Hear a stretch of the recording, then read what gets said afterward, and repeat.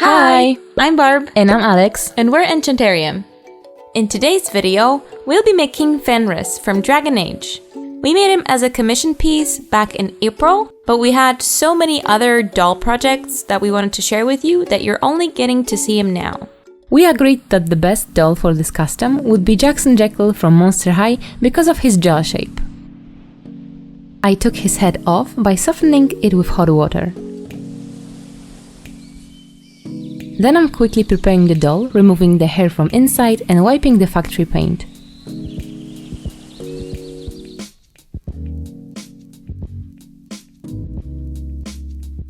Since we agreed on face mods, we need the head to be stiff, and we can achieve it by shrinking the head with acetone. Following the slow shrinking method tutorial by Really Dolls, I'm mixing acetone with a little bit of water and dunking the head in it.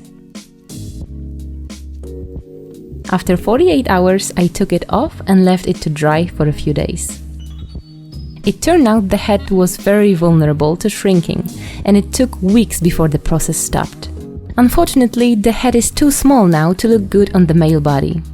We decided to use another head, and I opened it at the back and added a lot of glue inside to make it less squishy.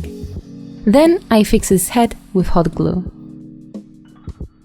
Fenris has a very specific nose shape, and we're going to try to imitate it on Jackson's face with epoxy sculpt. I'm always using gloves to combine two parts of epoxy together because of chemical reactions, but not always wear them for sculpting. Just use it carefully, wear gloves when mixing, and work in a room with good air circulation.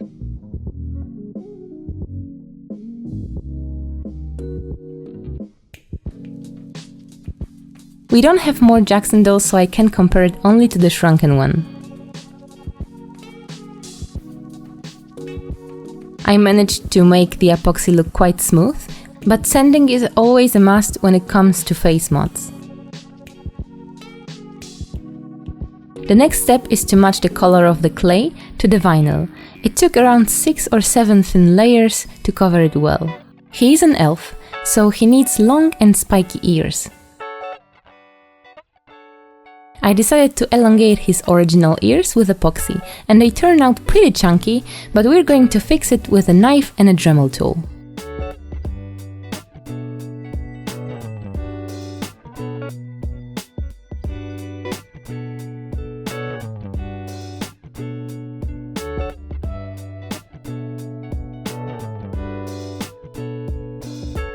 To change the color, I'm doing a lot of layers of soft pastels and MSC. I think in a game he has a brown, ashy skin complexion, but on every shot, fan art and cosplay photo, it looks different. I'd rather make him too dark than too pale, because he clearly looks dark to me.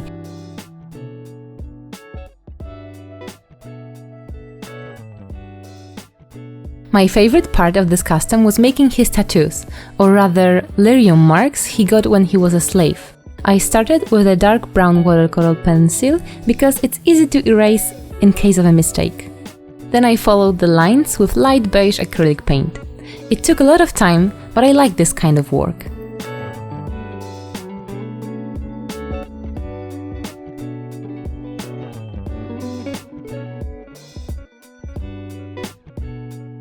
To make the outline, I used the same pencil as for the sketch. The last part was to add a protective coat of matte acrylic varnish. As always, I'm starting the face up with a watercolor pencil.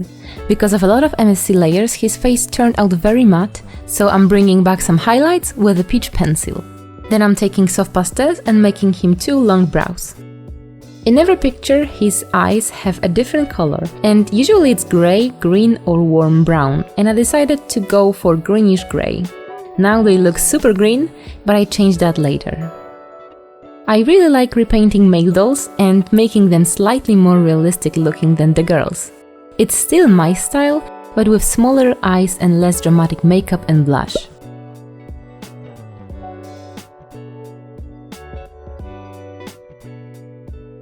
When I feel like I've done enough with watercolor pencils, I'm switching to acrylics, and first I'm painting the whites of the eyes and waterline.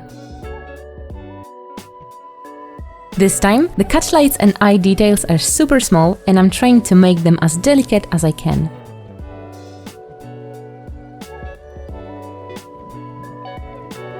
As I mentioned in our Prima video, I was working on these faces at the same time, and I have never painted such different dolls in one day. For his tunic, I'm starting with a shirt pattern, and I'll modify it to be a little longer. I guesstimated where things should end, and I made a quick muslin to see if I liked the fit. I decided to take it in at the back, so after sewing that in on the muslin, I'm transferring my stitch line to the pattern and adding seam allowance to it.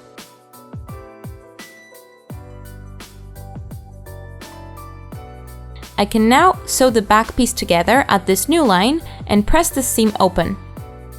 We made this guy a long time ago, so you can see me still use the big old iron here.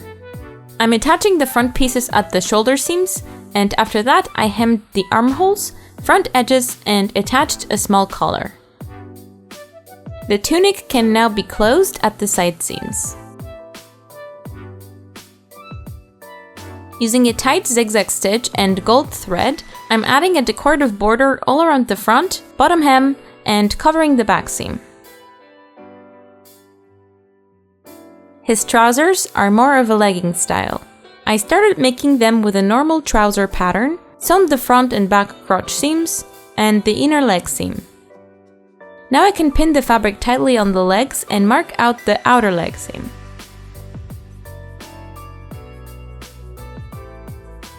Before I can sew it, I'm adding this bottom piece for his feet. It's similar to how figure skating leggings work. I stitched the outer leg seams, and I'm now trimming away the unnecessary fabric. Turning out the small pants can be tricky, but take your time so you don't rip any of the stitching. For his hair, I'm going to use acrylic yarn. I'm going to use a mix of white and light gray, and I'm preparing it following Mozakito's tutorial, which we all know and love.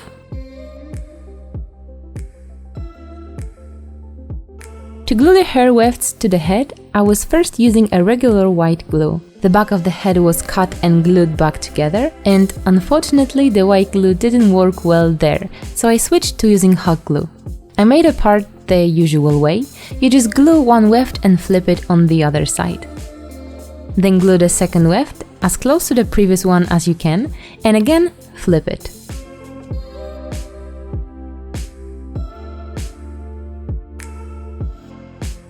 I managed to burn my fingers twice while doing the hair, but this is how life goes. Our customer requested long hair with a little bun on the back, inspired by some fan arts.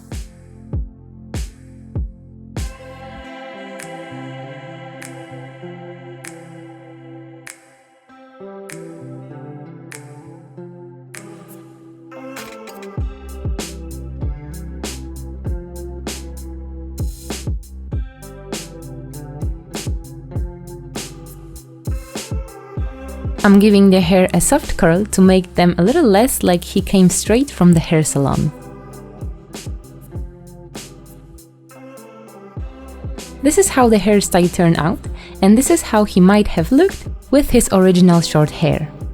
Let's move on to the accessories, starting with the armor. I made the gauntlets with craft foam and painted them with silver acrylic. For more detail, I'm doing a thin line of hot glue on the edges of every armor piece. We were making this doll in March and April and bought a new super thin glue gun specially for this project, but now I would do it with 3D fabric paints that Arteza sent us in June. I made these chest plate pieces off camera, and now I'm assembling them together with hot glue.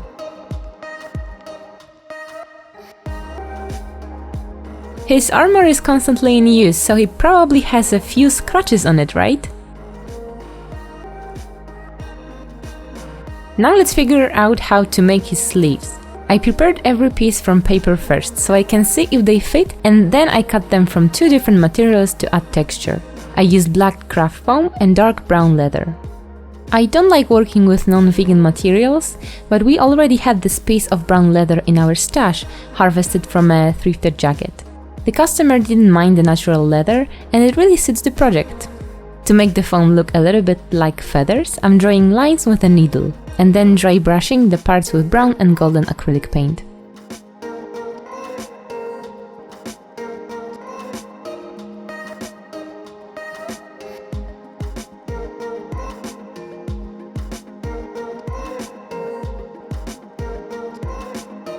I'm adding 2 foam straps to both hands and gluing the sleeves to the straps and arms.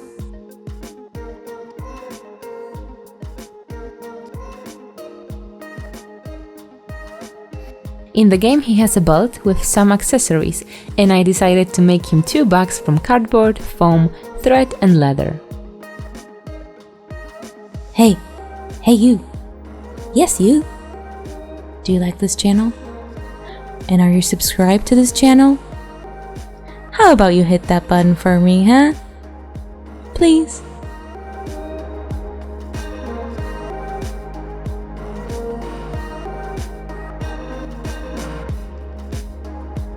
As a last step, I'm painting his hands silver to imitate the armor gloves.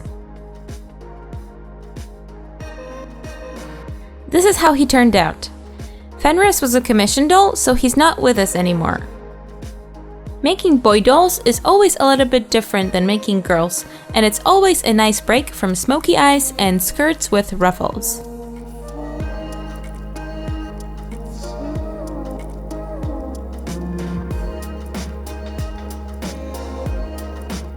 Do you like the Dragon Age series? Who's your favorite character? Is there another good RPG game you can recommend? Let us know in the comments down below. Make sure to follow us on Instagram for some sneak peeks and subscribe for future videos. Have an enchanted day, and we'll see you next time.